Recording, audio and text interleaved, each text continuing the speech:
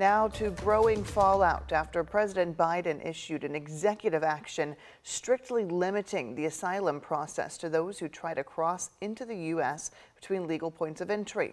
Some border lawmakers are hailing the move, others are skeptical.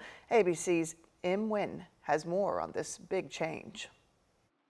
Despite President Biden's asylum ban taking effect overnight, dozens of migrants are still making their way to the southern border.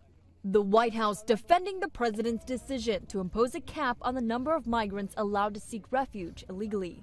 They would be forced to return to their country of origin and wait until the number of daily encounters are reduced. Asylum is very much still alive, but we are deterring irregular migration in between the ports of entry and trying to cut out the smugglers. Although Republicans previously urged Biden to take executive action to address border security, House Speaker Mike Johnson now calling the move weak and window dressing amid an election year. Limits are fine, but it's not going to solve the problem.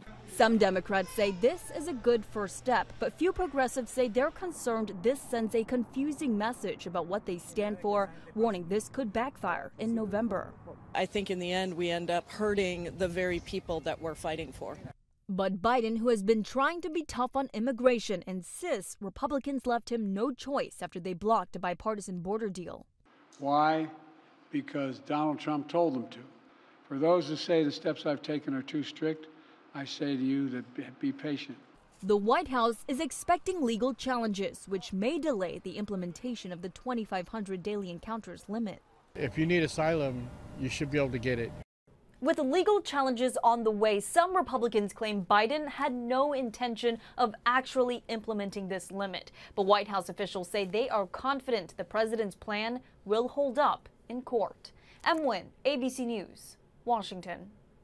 And one important note here, migrants will still be allowed to make appointments at the border to claim asylum. This action only applies to unscheduled apprehensions at the border, and that is according to officials.